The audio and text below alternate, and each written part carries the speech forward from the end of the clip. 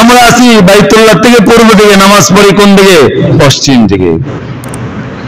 এই জন্য আল্লাহ পাক যারা ওখানে যাইতে পারে নাই, পৌঁছতে পারে নাই, তাদেরকে বলছে তোমরা আল্লাহ পাকের ঘরে আসো, 5 ওয়াক্তের নামাজ পড়ো, আল্লাহর কুদরতি কদমে সাজদা করো, তাহলে বাইতুল্লাহর উপরে যে রহমত আর বরকত নাজিল হয় এর আংশিক তোমরাও পাইবা। কারণ ওই রহমত আর বরকত तमाम পৃথিবীকে আল্লাহ পাক ছড়াইয়া দেন, ছিটাইয়া দেন। আর ওই রহমত বরকতের যে গোডাউন বাইতুল্লাহ, তার এক শাখা, তার এই ঘর নির্মাণ করার পরে কিছু পাথর বেঁচে ছিল, ওটাকে গুঁড়া করে ইব্রাহিম আলাইহিস সালাম এটাকে ছড়াইয়া দিলেন, ছিটাইয়া দিলেন। আর আল্লাহ বাতাসকে আদেশ দিলেন, ও বাতাস, পৃথিবীর যেখানে যেখানে কিয়ামতের আগে মসজিদ হবে তুমি ওই পাথরের একটা কোণা সেখানে পৌঁছাইয়া দাও। তাইলে আমাদের এই কাপ্তান বাজার মসজিদুল মুস্তাকিম, সেখানে একটা পাথরের কোণা পড়েছে এখানে। তাহলে ওই জায়গার এই রহমতের বরকত তো এখানেও পড়েছেন। এজন্য আমরা যারা ওই জায়গায় যেতে পারি না, আমরা 5 ওয়াক্তের নামাজ মসজিদে এসে জামাতের সাথে আদায় করব, ইনশাআল্লাহ ওই বাইতুল্লাহর রহমত বরকত আল্লাহ আমাদেরকেও দান করবেন ইনশাআল্লাহ। আলহামদুলিল্লাহ, আল্লাহ পাকের দরবারে অসংখ্য শুকর, যিনি আমাদেরকে প্রতি সপ্তাহে নেই সালাতুল জুমা আদায় করার জন্য আল্লাহ পাকের ঘর জান্নাতের বাগানে ফেরেশতাদের পরিবেশে আল্লাহ আমাদেরকে আসার তৌফিক দান করেছেন। এজন্য সকলে দিল থেকে কালিমাতুশ শুকর আদায় করি আলহামদুলিল্লাহ। সারা দুনিয়া থেকে মানুষ এখন বাইতুল্লাহর দিকে ছুটছে, যাদেরকে আল্লাহ মাল দিয়েছেন, অর্থ দিয়েছেন, সম্পদ দিয়েছেন, যাদেরকে ওখানে যাওয়ার সক্ষমতা দিয়েছেন। আল্লাহর এই প্রেমিক আল্লাহ পাকের বান্দা বান্দিরা বাইতুল্লাহর দিকে রওনা দিয়েছেন। আল্লাহ পাক এই কাবাকে, বাইতুল্লাহকে तमाम দুনিয়ার বিশ্ববাসীর জন্য এটা হেদায়েতের গোডাউন এবং হেদায়েতের মারকাজ হিসাবে আল্লাহ এই ঘরটাকে নির্মাণ করেছেন। চাই সে মুমিন হক, অমুসলিম হক, সকলের ওই জায়গার জন্য একটু টান আছে, একটু মায়া, মহাব্বত, আকর্ষণ আছে। কারণ মানুষের সৃষ্টির মূল উৎস হইল বাইতুল্লাহ। তো আল্লাহ পাক এরকম ভাবে মুক্তা সৃষ্টি করলেন। মুক্তা সৃষ্টি করলে মুক্তাকে আদেশ দিলেন তুমি পানি দিতে থাকো। এই পানি এরকম বাঁচতে বাঁচতে বাঁচতে বাঁচতে পানির এত আয়তন হয়েছে, প্রায় 20 কোটি বর্গ মাইল এই পৃথিবী, এই পরিমাণ একটা পানির চাকা হয়েছে। সেখানে এই পানির উপরে যে তরঙ্গ ঢেউ পড়তেছে, উপরে পানি যত বেশি হবে তার তরঙ্গমালা ঢেউ এত বেশি হবে। তো ঢেউ এক জায়গায়, বিশেষ এক জায়গায় ঢেউয়ের এই পানির এই যে ফেনাগুলি ধাক্কা খাই এক জায়গায় জমা হইতেছে। এক জায়গায় জমা, কোন জায়গায় জমা হয়েছে? যে এই জায়গার মধ্যে আল্লাহ পাকের বিশেষ একটা কুদরতি নজর পড়েছে। আল্লাহর এই তাজাল্লি, আল্লাহ পাকের বিশেষ এই কুদরতি নজর আর দৃষ্টি পড়েছেন ওই জায়গার মধ্যে। ফেনাগুলি ধাক্কা খেতে খেতে এখানে জমা হয়ে পাহাড় পরিমাণ ফেনা হয়ে গেছে। আল্লাহ পাক এগুলিকে জমা করে বেলে পুরা জমিনের উপরে ফেনাকে বিছাইয়া দিয়েছেন। এখন জমিন লড়াচড়া করে। নৌকার মধ্যে দেখেন না, পানি খালি নৌকার লড়াচড়া বেশি করে না, নৌকার লোক থাকলে লড়াচড়া কম করে। এখন দেখা যায় জমি নড়াচড়া করে, মাঝে মধ্যে জমিন নড়াচড়া হয় না। এক সুনামিতে জাপানে প্রায় 2.5 লক্ষ লোক প্রাণ হারাইছিল। একটু জমিন লড়াচড়া দিছে, এটাকে আমরা কি বলি? ভূমিকম্প বলি। তো জমিন নড়াচড়া করতেছে। আল্লাহ পাক এই জমিনের কোনায় কোনায় বিশেষ বিশেষ জায়গায় আল্লাহ পাক পাহাড়কে সৃষ্টি করলেন। পাহাড় সৃষ্টি করে জমিনের নড়াচড়াকে কি করলেন? বন্ধ করলেন। জমিনের খুঁটি স্বরূপ কি? পাহাড়। ওয়াজআলনা নাওমাকুম সুবাতা ওয়াজআলনা আল-লাইলা লিবাসা। তো আল্লাহ পাক যখন জমিনের নাড়াচাড়া বন্ধ হয়ে গেলেন, তো এবার আল্লাহ পাক চিন্তা করলেন যে আমি আদমকে সৃষ্টি করব। আদম আলাইহিস সালামের সৃষ্টি কিসের থেকে? মাটি দ্বারা আল্লাহ সৃষ্টি করছেন। তো এই যে জমিনের যে চামড়া বিছাইয়ে দিলেন তাম পৃথিবীতে, এই পানির গোলাকার এই ফেনার বুটকি এটাকে ছড়াইয়ে দিলেন।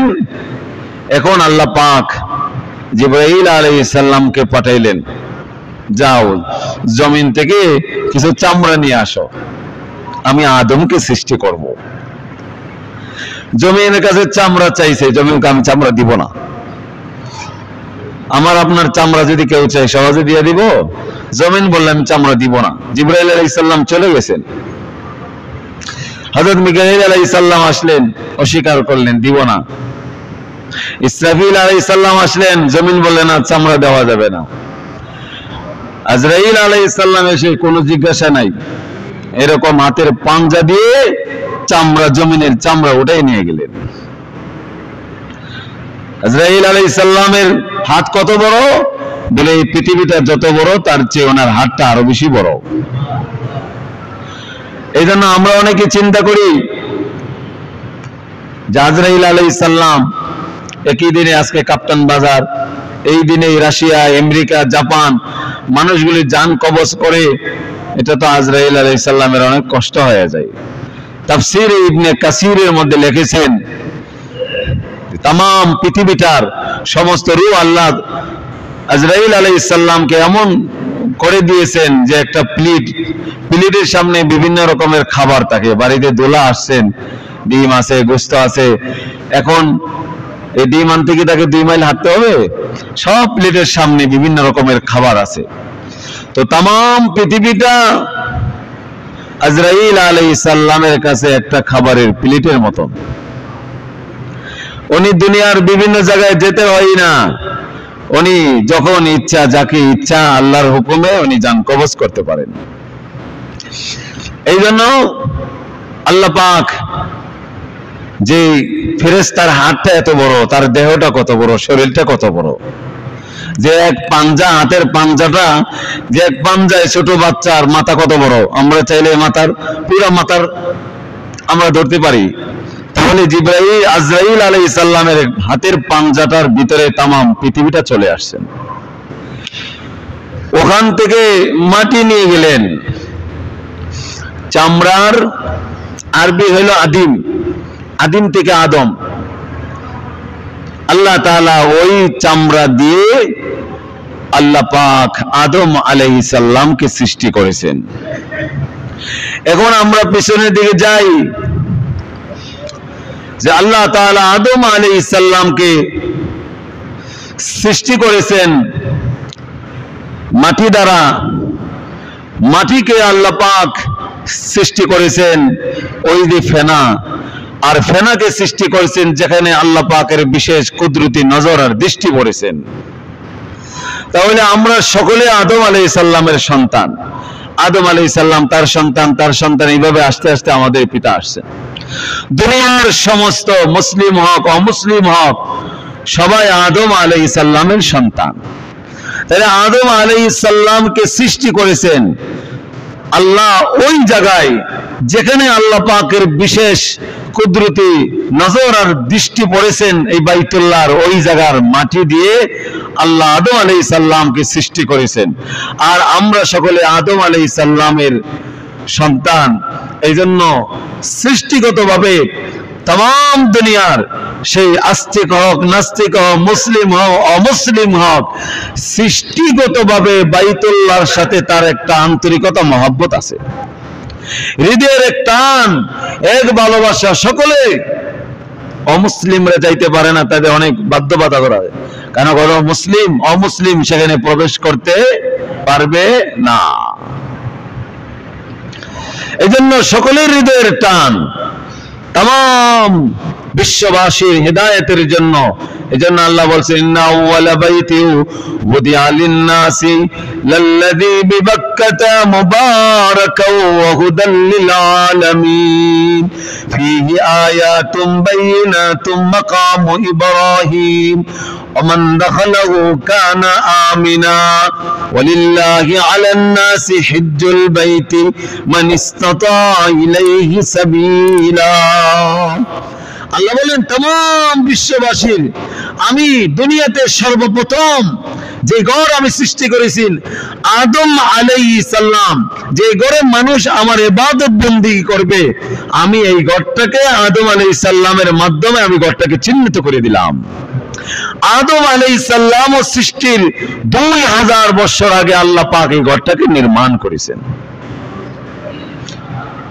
ইন্না আউওয়ালা বাইতি উদিআ লিন-নাস লাল্লাযী বিবাক্কাতা মুবারাকা, এটা এমন এক ঘর যে ঘর বরকতপূর্ণ, মুবারাকা ওয়া হুদাল লিল আলামিন, বিশ্ববাসীর জন্য হিদায়াতের মার্কাজ। আপনাকে বরকত পাইতে হলে আগে হেদায়েত পাইতে হবে, হেদায়েত ছাড়া বরকত পাওয়া যাবে না। আমরা মনে করি বরকত হইল 1 কেজি চাউলে 10 জন খাওয়া, 15 জন খাওয়া বরকত, এটাও বরকত। কিন্তু বাস্তবিক বরকত হইল যে ওই ঘর, ওই বাড়ি, ওই পোশাক, ওই ফ্যাক্টরি যেখানে গেলে, যেই পোশাক পরলে, যে খাবার খেইলে, যে ঘরে ইবাদত গেলে ইবাদত বندگی করার আগ্রহ দিলের মধ্যে জাগ্রত হয়, যে পোশাক পরলে ইবাদত বندگی করার মন চায়, যে ঘরে গেলে ইবাদত বندگی করার মন চায়, তাহলে এই পোশাক, এই ঘর, এই বাড়ি, এই কারখানা, এই ফ্যাক্টরি এটা বরকতের, এটা বরকতের আলামত। এজন্য আল্লাহ পাক বলছেন तमाम বিশ্ববাসীর জন্য হিদায়াতের মার্কাজ, বরকতের গোটাউন এটা কোথায় অবস্থিত? বাইতুল্লাহ। ইন্না আউওয়ালা বাইতি উদিআ লিন-নাসি লাল্লাযী, এজন্য এই ঘরের সাথে সকলেরই একটা টান আছে। আমাদের উস্তাদ শাইখ মুর্শিদ বলতেন যে আমার এক ছাত্র ইতালি থাকে, কোথায়? ইতালি, ওনার ছাত্র। তো ওনার ছাত্রর কাছে এসে এক খ্রিস্টান বলতেছেন যে ভাই আমি তো বাইতুল্লাহ যেতে চাই, হজ করতে চাই। তো বললে তুমি তো অমুসলিম, সেখানে অমুসলিম এলাও না, তুমি যদি ওখানে যেতে চাও, ওই ঘরের টান আর মহাব্বত আন্তরিকতা তোমার দিলে আছে, তুমি যেতে চাও, তাহলে তোমাকে আগে মুসলমান হইতে হবে, ইসলাম কবুল করতে হবে। কারণ অমুসলিম পাসপোর্ট নিয়ে সেখানে যাওয়া যাবে না, তুমি মুসলমান হইতে হবে, তোমার অমুসলিম নাম পরিবর্তন করতে হবে।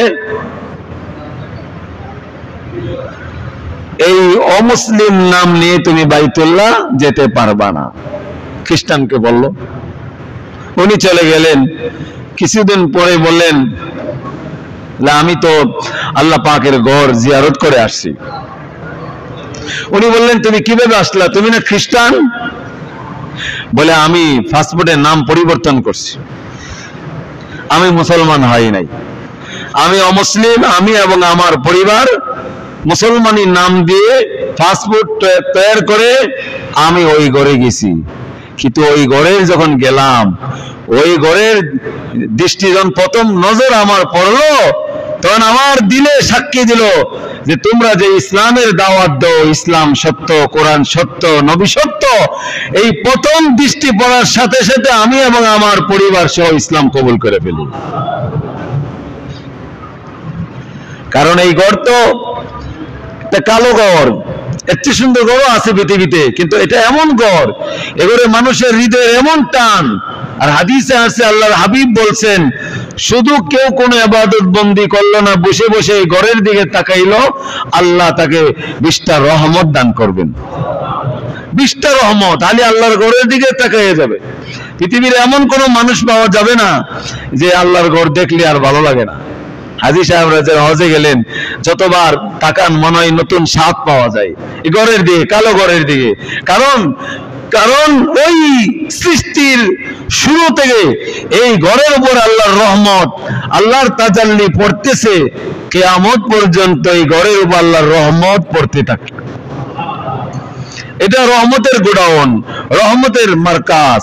এজন্য এই ঘরের প্রতি মুসলমানদের যেমন টান আছে, কারণ টান থাকবেই তো, কারণ সৃষ্টি জগতের ওই ঘরের ওই জায়গার মাটিদের আল্লাহ আদম আলাইহিস সালামকে সৃষ্টি করেছেন। আর দুনিয়ার যত মানুষ আছে, চাই আস্তিক নাস্তিক, মুসলিম অমুসলিম, সব কার সন্তান? আদমের সন্তান। তাহলে সৃষ্টিগত ভাবে এই ঘরের সাথে আমাদের হৃদয়ের একটা টান আর একটা মহব্বত, একটা আকর্ষণ আছে। সকলেই সেখানে যেতে চায়। এমন যাদের আল্লাহ অর্থ দিয়েছে তারাও যেতে চায়, যাদের অর্থ নাই তাদেরও যে আল্লাহ জীবনে একবার হইলো মৃত্যুর আগে তুমি এই ঘরটা দেখাই আমাকে মৃত্যু দিও, এটা সকলের কামনা, সকলের দিলের বাসনাই হওয়া উচিত। এই জন্য আল্লাহ কোরআনে বলতেছেন, ইন্না আউওয়ালা বাইতি উদিআ লিন-নাসি লাল্লাযী বিবাক্কাতা মুবারাকাও ওয়া হুদাল লিল আলামিন। সেটা বাক্কায় অবস্থিত। এখানে মক্কা না বলে কি বলছেন? বাক্কা বলছেন।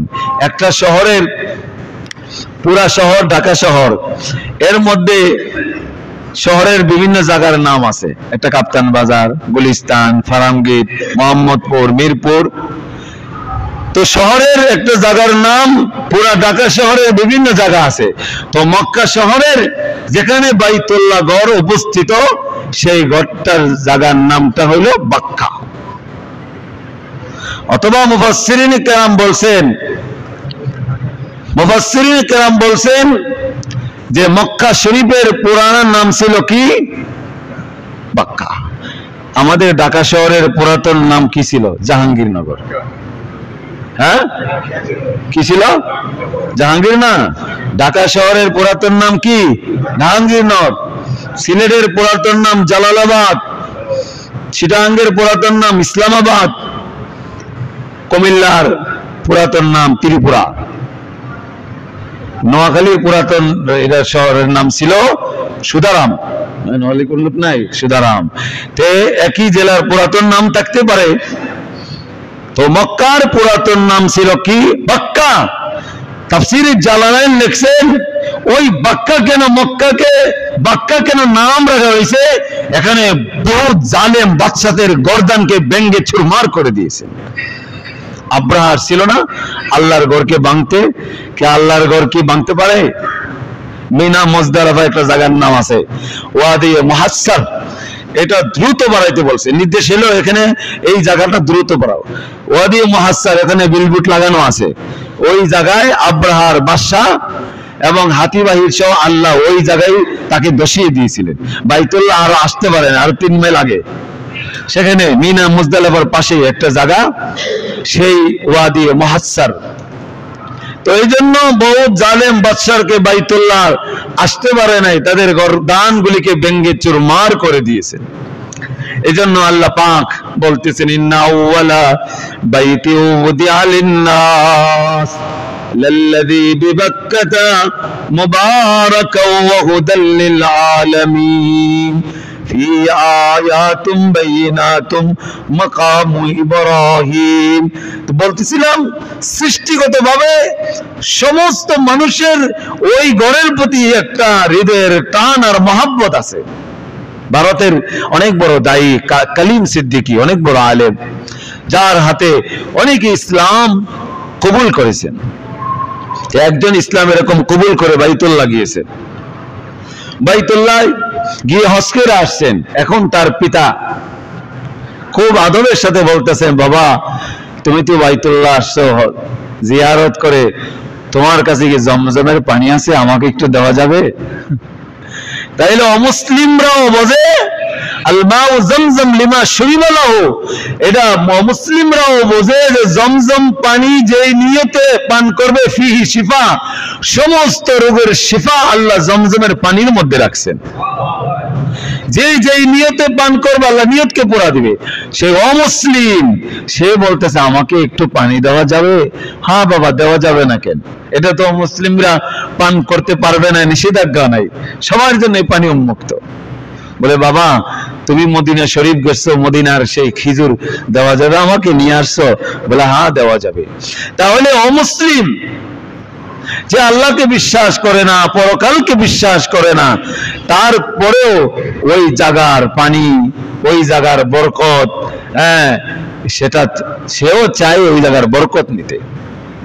আল্লাহ বলছেন বুদিয়া লিন্নাস লাল্লাযী বিবাক্কাতা মুবারাকা, এই বাক্কানগর, এই মদিনা শহর, এই মক্কা শহর तमाम বিশ্ববাসীর জন্য আমি আল্লাহ বরকতের গোডাউন, মার্কাজ, কেন্দ্র হিসেবে আমি কবুল করেছি।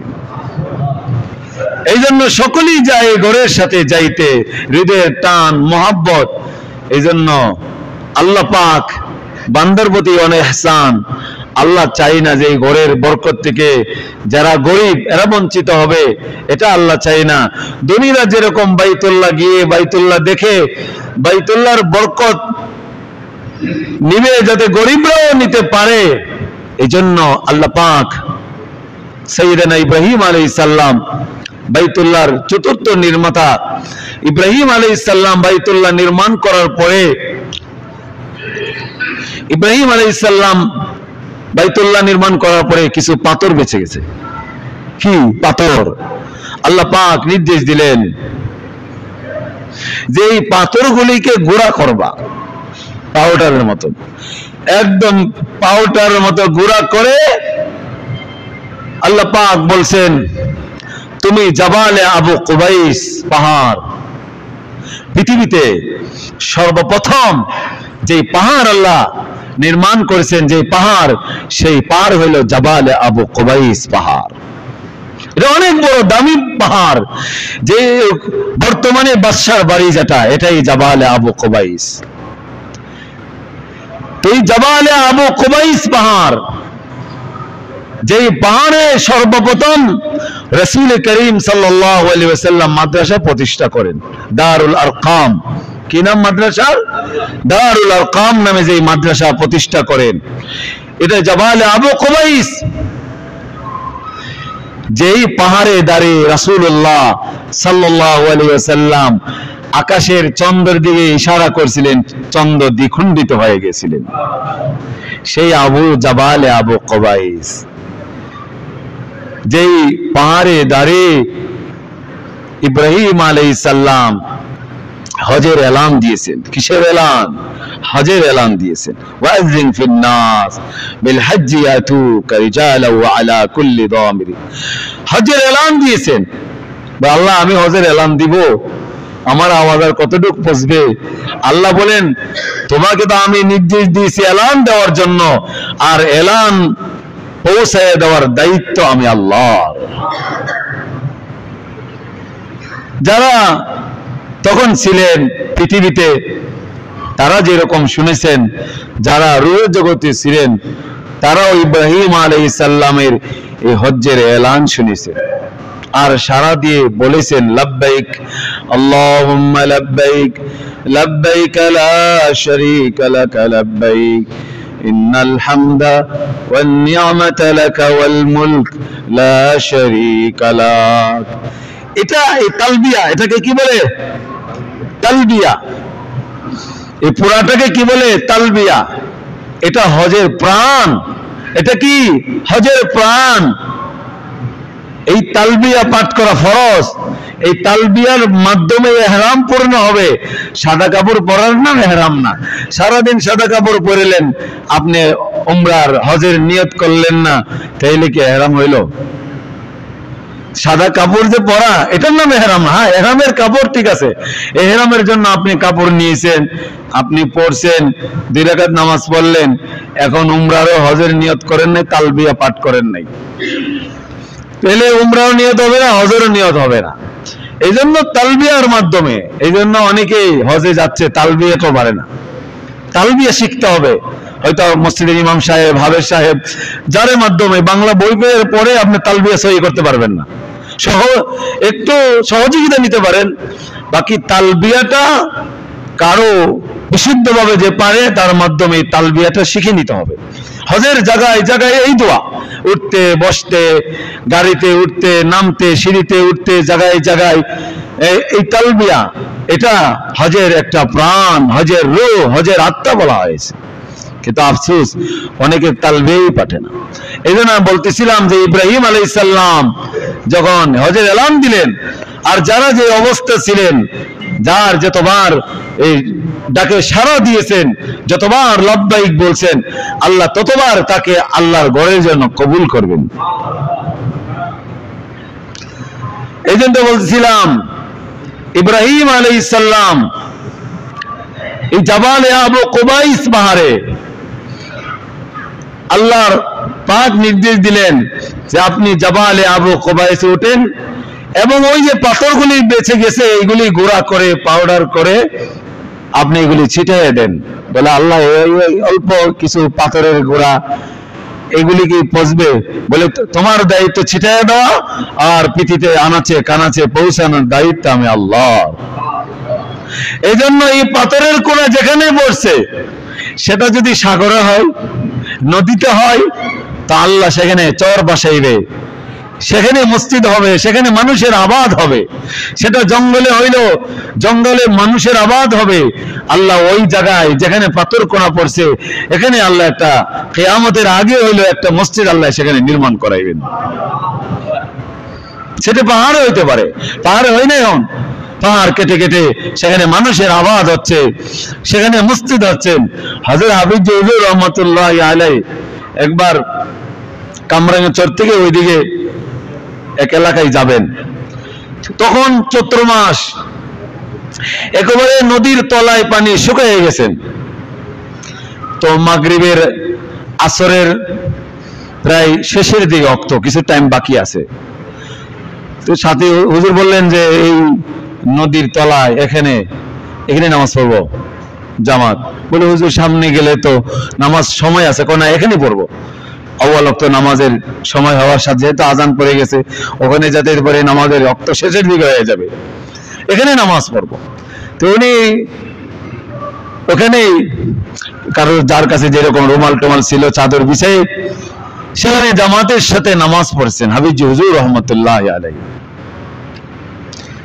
ওখানে নামাজ পড়ে হযরত চলে গেলেন। কিছুদিন পরে আবার যাচ্ছেন, দেখেন এই তলায়, এই নদীর তলায় এটা ভরাট, মানুষ ভরাট করে, মাটি ভরাট করে এখানে মানুষ মসজিদ নির্মাণ করতেছেন। তো এই জন্য ওই আল্লাহর ওলির সেখানে কদম পড়ছেন, আল্লাহর ওলির সেখানে সেজদা পড়ছেন, আল্লাহ তার লাজ আর রক্ষার্থে সেই মাটিকে আল্লাহ মসজিদের জন্য কবুল করছেন। হাটহাজারী মাদ্রাসা, যে মাদ্রাসা উম্মুল মাদারিস বলা হয়, সারা বাংলাদেশের শ্রেষ্ঠতম মাদ্রাসা। আমাদের বড় বড় মাদ্রাসায়, ঢাকা শহরের পুরা মাদ্রাসায় যে ছাত্র আছে, যেমন যাত্রাবাড়ি মাদ্রাসায় 5-6 হাজার ছাত্র আছে, ফরিদাবাদে এরকম 5-6 হাজার ছাত্র আছে, হাটহাজারীতে এরকম এক ক্লাসে এই পরিমাণ ছাত্র আছে। তো প্রতিদিন এরকম হাজার হাজার ছাত্রদের খানায় পাক্ত হইতেছে, কিন্তু কোনোদিন খাবারের অভাব নাই। অভাব আছে? 1 কেজি চাউলের, আমাদের ছোট মানুষ, ছোট মাদ্রাসা, আমাদের আলহামদুলিল্লাহ অভাব নাই। কেন? এখানে বাচ্চারা কোরআন পড়ে শেষ রাতে 3:30 উঠে যায়। তো এখানে রহমত নাজিল হইলে না হইলে কোন জায়গায় রহমত নাজিল হবে? মানুষের দিল মন আল্লাহ এদিকে ঘুরাই দেন। বড় বড় মাদ্রাসার অবস্থা তো এরকম হয় যে টাক এসে চাউল, এখানে টাক লেগে যায়, পুরা টাক ভর্তি। কে দিয়েছে? বলে এক আল্লাহর বান্দা দিয়েছেন, চাউল নামাই দিয়ে চলে যায়। তো এই জন্য বলতেছিলাম যে ওই হাটহাজারী মাদ্রাসা উম্মুল মাদারিস যে প্রতিষ্ঠাতা যিনি, সেই পাশেই তখন মাদ্রাসা প্রতিষ্ঠা হয় নাই। তো যিনি যেখানে প্রস্রাব করতে বসে উঠে যায়, যেখানে প্রস্রাব বসে ওখানেই উঠে যায়। লোকেরা জিজ্ঞাসা করে আপনি এখান থেকে কেন উঠে যান? বলে আমি যেখানেই প্রস্রাব করতে বসি সেখান থেকে এলিমের নূর আর ঘ্রাণ আসতে থাকে। ওই জায়গায় আল্লাহ পাক হাটহাজারী মাদ্রাসা হিসাবে আল্লাহ কবুল করেছেন। তো এই জন্য বলতেছিলাম যে বরকতি যে জায়গাগুলি হাটহাজারী মাদ্রাসায় যারা দেখে নাই এদেরও একটা দেখার, যেমন আমি এখনো দেখি নাই হাটহাজারী, পুঠিয়া দেখেছি, পুঠিয়া গেছিলাম একবার ওই হেফজখানায়, যখন হেফজ পড়ি তখন হেফজ প্রতিযোগিতা হইতেন, যেরকম প্রতিযোগিতা হয়, তো আমাদের উস্তাদরা আমাদের পুঠিয়া নিয়ে গেছিলেন, তখন একটা সনদ দিতেন। তো পুটিয়া যাওয়া হয়েছে, হাটায় যাওয়া হয় নাই, কিন্তু তারপরে হৃদয়ের একটা টান মহব্বত যে হাটাজারি মাদ্রাসাটা কখন দেখবো, যেখান থেকে বড় বড় আলেম মুহাদ্দিস মুফতি ফকিহ, এখান থেকে আল্লাহ পাক বের করেছেন সমস্ত মাদ্রাসার একটা প্রাণ, যাকে উম্মুল মাদারিস, সমস্ত মাদারিসের মা হাটাজারি। যারা আমাদের যত কওমি মাদ্রাসা আছে আমরা এই হাটহাজারী সিলেবাস ফলো করি, আর तमाम দুনিয়ায় যত কওমি মাদ্রাসা আছে সবাই ফলো করে দারুল উলুম দেওবন্দকে। আমরা যে দর্সে নিজামি, আমাদের যে পাঠ্যসূচি, এটাও দারুল উলুম দেওবন্দে যে পাঠ্যসূচি, যে পাঠ দেওয়া হয় একেবারে ইবতিদা থেকে নিয়ে দাওরা হাদিস পর্যন্ত যে কিতাবগুলি পড়ানো হয়, আমাদের দেশে এবং तमाम দুনিয়ার যত কওমি মাদ্রাসা আছে ওই কিতাবগুলি পাঠ করা হয়। এজন্য আমি বলতেছিলাম, এরকম রাসূলুল্লাহ সাল্লাল্লাহু আলাইহি ওয়াসাল্লাম যে কওমি মাদ্রাসা, যেটা কওমের দ্বারা, যেটা জনগণের সাহায্য সহযোগিতা যারা যে মাদ্রাসা চলে, এরকমই এক মাদ্রাসা রাসূলুল্লাহ সাল্লাল্লাহু আলাইহি ওয়াসাল্লাম জাবালে আবু কুবাইস, ওই পাহাড়ের উপরে দারুল আরকাম নামে পৃথিবীর সর্বপ্রথম এই কওমি মাদ্রাসা রাসূলুল্লাহ সাল্লাল্লাহু আলাইহি ওয়াসাল্লাম প্রতিষ্ঠা করেন। যে পৃথিবীর সর্বপ্রথম পাহাড় এবং সর্বপ্রথম মাদ্রাসা, সেটা প্রতিষ্ঠিত হয় জাবালে আবু কুবাইস। এই মাদ্রাসার নাম ছিলেন দারুল আরকাম। এজন্য আমি বলতেছিলাম যে ওই যে বাইতুল্লাহ, ওই যে আল্লাহ পাকের ঘর, সেই দুনিয়ার সমস্ত মানুষের হৃদয়ের একটা টান, একটা প্রেম, একটা মহব্বত, আন্তরিকতা, ভালোবাসা সবার আছে, সবার হৃদয়ে আছে। কেন আছে? সৃষ্টি যুগের মূল উৎস হইল ওইটা, কারণ আদম আলাইহিস সালামকে ওই জায়গার মাটি দ্বারা সৃষ্টি করেছেন, আর আদম আলাইহিস সালাম থেকে এই পর্যন্ত तमाम পৃথিবীতে সমস্ত মানুষ আসছে। এই জন্য সমস্ত মানুষ কার সন্তান? কার সন্তান? আপনি জোরে কোন, কার সন্তান? না বানরের সন্তান? হ্যাঁ, কার সন্তান? আদমের সন্তান। যারা বানরের সন্তান এরা বলে বানর। মানুষ বানর থেকে সৃষ্টি। মানুষ কি বানর থেকে সৃষ্টি? না, আদম আলাইহিস সালাম থেকে আল্লাহ পাক সৃষ্টি করেছেন। এজন্য বলতেছিলাম আল্লাহ কোরআনে কারীমের মধ্যে এই আয়াতের মধ্যে বলতেছেন, ইন্না আউওয়ালা বাইতি উদিয়া লিন্নাস লাল্লাযী বিবাক্কাতা মুবারাকাও ওয়া হুদাল লিল আলামিন। এজন্য আল্লাহ পাক तमाम পৃথিবীর সমস্ত কোনায় কোনায় যেখানে মসজিদ আছেন, ওই বাইতুল্লাহ ঘর যে নির্মাণ করছেন, ওই ঘরের পাথর যেটা বেঁচে গেছেন ওটাই গোড়া করে ছিঁড়ে দিয়েছেন। এজন্য আল্লাহ পাক চান, যারা অর্থ দিয়েছেন, সম্পদ দিয়েছেন, যারা ওইরকম বাইতুল্লাহর বরকত নিবে, আমার গরিব বান্দা যারা, যাদের অর্থ নাই, সম্পদ নাই, তারাও যেন ওই ঘরের বরকত অর্জন করতে পারে, এই জন্য তাদেরকে নির্দেশ দিয়েছেন। ওটা তো কেন্দ্র, বাইতুল্লাহর গোডাউন, আর এটার শাখা হলো দুনিয়াতে আনাচে কানাচে যত মসজিদ আছে, ওই মসজিদগুলি হইল বাইতুল্লাহর শাখা। সর্বপ্রথম আল্লাহ রহমত নাজিল করেন কোথায়? বাইতুল্লাহ। এরপরে আল্লাহ পাক দুনিয়ার যত মসজিদ আছে সেই মসজিদের উপরে রহমত নাজিল করেন। এই জন্য আল্লাহ পাক চান যে আমার বান্দারাও 5 ওয়াক্ত মসজিদে এসে আমার কুদরতি কদমে সেজদা করবে, আর তার দিলে এই নিয়ত থাকবে যে আমি তো বাইতুল্লাহকে সামনে নিয়ে আল্লাহর কুদরতি কদমে সেজদা করতেছেন। কারণ বাইতুল্লাহর দিকে যদি কিবলা না হয় তাহলে কি আমাদের নামাজ হবে? হবে? বাইতুল্লাহ দিয়ে কিবলা না হলে কারো নামাজ হবে না। আমাদের থেকে বাইতুল্লাহ পশ্চিম দিকে। কোন দিকে? এজন্য আমরা পশ্চিম দিকে নামাজ পড়ি। সবার জন্য কি পশ্চিম দিকে? মদিনাওয়ালার কিবলা হলো দক্ষিণ দিকে। তাহলে বাইতুল্লাহকে সামনে নিয়ে এই যে বরকত আর গোডাউন, হেদায়েতের মার্কাজ, হেদায়েতের প্রাণ কেন্দ্র পৃথিবীর একেবারে মাঝখানে যদি মাপ দেওয়া হয় পৃথিবীটাকে, বাইতুল্লাহ একেবারে পৃথিবীর মিডল পয়েন্টে আল্লাহ পাক সেখানে নির্মাণ করেছেন। তাম পৃথিবীর সমস্ত মানুষদেরকে কেমন যেন চুম্বকের মতো টেনে ওখানে নিয়ে যায়। যারা এই তালবিয়া পাঠ করেছে, যারা আল্লাহ পাকের এই ডাকে সাড়া দিয়েছে, যারা পড়েছে লাব্বাইক আল্লাহুম্মা লাব্বাইক লাব্বাইক লা শারীকা লাক লাব্বাইক ইন্নাল হামদা ওয়ান নি'মাতা লাকা ওয়াল মুলক লা শারীকা লাক, আল্লাহ তাদেরকে ওই চুম্বকের মতো আকর্ষণ টেনে মৃত্যুর আগে একদিন হইল তাকে ওখানে নিয়ে যাবে। এটা আল্লাহর ওয়াদা। যে তালবিয়া ইব্রাহিম আলাইহিস সালাম হজের এলান করছে, যারা সাড়া দিয়েছেন তাদেরকে ওখানে নিবে না এরকম না। অমুসলিম যারা, তারাও যদি পাঠ করে থাকে আল্লাহ তাদেরকে, আল্লাহ মুসলিমের মতন ইমানের মতন দৌলত তাদেরকে নসিব করবেন। এরপরে আল্লাহ বাইতুল্লাহ তাদেরকে নিয়ে যাবেন। এজন্য এটা বাইতুল্লাহর শাখা হইল মসজিদ।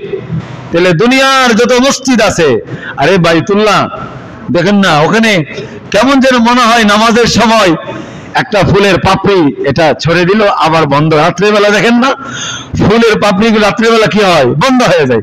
দিনের বেলা কি হয়, এরকম ভাবে পাপড়ি ছড়ে যায়। তো এরকম মনে হয় যে রুকুর থেকে উঠছে, কেমন যেন একটা ফুল ছড়ে গেল, আবার সেজদা গেল, পাপড়িটা বন্ধ হয়ে গেল। কারণ বাইতুল্লাহর চতুর্দিকেই তো নামাজ হয়। কোন দিকে নামাজ হয়? চতুর্দিকে নামাজ পড়া হয়। শুধু ইমাম যেখানে থাকে এর সামনের দিকে নামাজ পড়া হয় না। এর বাকি ইমাম সাহেব এক এক সময় এক এক জায়গায়, প্রায় দেখায় হলো আপনার হাজরে আসওয়াদ এই জায়গায় মুলতাজিম এর মাঝখানে, প্রায় সময় বাইতুল্লাহর যে চকার দরজা এবং হাজরে আসওয়াদ এর মাঝখানে একটা জায়গা, এটাকে বলা হয় মুলতাজিম। এই জায়গায় হাত উঁচু করে বুকটা লাগিয়ে দোয়া করা, এই জায়গায় আল্লাহ পাক দোয়া কবুল করেন। এজন্য বাইতুল্লাহর দূরে যারা যারা যেখানে আছে, যারা বাইতুল্লাহর উত্তর দিকে বাইতুল্লাহ, তারা কোন দিকে নামাজ পড়বে? দক্ষিণ দিকে। আমরা আছি বাইতুল্লাহ থেকে পূর্ব দিকে, নামাজ পড়ি কোন দিকে? পশ্চিম দিকে। এই জন্য আল্লাহ পাক যারা ওখানে যাইতে পারে নাই, পৌঁছতে পারে নাই, তাদেরকে বলছে তোমরা আল্লাহ পাকের ঘরে আসো, 5 ওয়াক্তের নামাজ পড়ো, আল্লাহর কুদরতি কদমে সাজদা করো, তাহলে বাইতুল্লাহর উপরে যে রহমত আর বরকত নাজিল হয় এর আংশিক তোমরাও পাইবা। কারণ ওই রহমত আর বরকত तमाम পৃথিবীকে আল্লাহ পাক ছড়াইয়া দেন, ছিটাইয়া দেন। আর ওই রহমত বরকতের যে গোডাউন বাইতুল্লাহ, তার এক শাখা, তার এই ঘর নির্মাণ করার পরে কিছু পাথর বেঁচে ছিল, ওটাকে গুঁড়া করে ইব্রাহিম আলাইহিস সালাম এটাকে ছড়াইয়া দিলেন, ছিটাইয়া দিলেন। আর আল্লাহ বাতাসকে আদেশ দিলেন, ও বাতাস, পৃথিবীর যেখানে যেখানে কিয়ামতের আগে মসজিদ হবে তুমি ওই পাথরের একটা কোণা সেখানে পৌঁছাইয়া দাও। তাইলে আমাদের এই কাপ্তান বাজার মসজিদুল মুস্তাকিম, সেখানেও একটা পাথরের কোণা পড়েছে এখানে। তাহলে ওই জায়গার এই রহমতের বরকত তো এখানেও পড়েছেন। এজন্য আমরা যারা ওই জায়গায় যেতে পারি না, আমরা 5 ওয়াক্তের নামাজ মসজিদে এসে জামাতের সাথে আদায় করব, ইনশাআল্লাহ ওই বাইতুল্লাহর রহমত বরকত আল্লাহ আমাদেরকেও দান করবেন ইনশাআল্লাহ। এজন্য প্রতিটা দিনের প্রতিটা মানুষের এই আকাঙ্ক্ষা যে আমি আল্লাহর ঘর জিয়ারত করি, সেখানে যাই। বিশেষ করে আমরা যারা মুমিন মুসলমান, প্রতিটা মানুষের হৃদয়ের এই আকাঙ্ক্ষার তামান্না থাকবে, আল্লাহ তুমি আমাকে তোমার ঘর, তোমার হাবিবের রওজা জিয়ারত না করে আমাদেরকে মৃত্যু দিও না। এই দোয়া আমরা কিয়ামত পর্যন্ত, মৃত্যু পর্যন্ত করতেই থাকবো ইনশাআল্লাহ। তারপরে আল্লাহ পাকের ফয়সালা যদি হয় এবং ওই তালবিয়ার ডাকে যদি আমি সাড়া দিয়ে থাকি, তাহলে অবশ্যই আল্লাহ পাক নিয়ে যাবেন। হজ এটা এমন একটা বিষয় যে এটা টাকার সাথে সম্পর্ক না, এটা আল্লাহ যাকে বহু টাকাওয়ালা ছিল, আমাদের দেশে অনেক টাকাওয়ালা ছিল, বলা হয় যে আমাদের দেশের যে যিনি প্রধান ধনী ছিলেন উনি কি হজ করেছি কিনা, মনে হয় হজ করে নাই। হ্যাঁ, উনি হজ করে নাই, অথচ কি হজ করার মতো টাকা ওনার ছিল না? ওই যুগে হজ করতে মনে 50-60 হাজার টাকা হয়ে গেল। যখন ওনার উপরে হজ ফরজ ছিল তখন 50-60 হাজার টাকা দিলে হজ করা যাইত, তখনও তো হজ করে নাই। তাহলে এটা আল্লাহ তাআলার কাছে কবুলিয়তের বিষয়। আল্লাহ মাল দিয়েছেন এবং দোয়াও করবো, আল্লাহ তুমি মাল দিয়েছো অতি তাড়াতাড়ি তোমার ঘরের জিয়ারত জন্য তুমি আমাকে কবুল করো। এজন্য বলতেছি যারা হজ করে নাই, যারা আমরা করেছি, যারা করতে পারে নাই, সকলের দিলে তামান্না বারবার যেন আল্লাহর ঘর, আল্লাহর হাবিবের জিয়ারত যেন আমাদের নসিব হয়। আল্লাহ সকলকে কবুল করুন। সকলেই বলে আমিন। ওয়া আখিরু দাওয়ানা আলহামদুলিল্লাহি রাব্বিল আলামিন।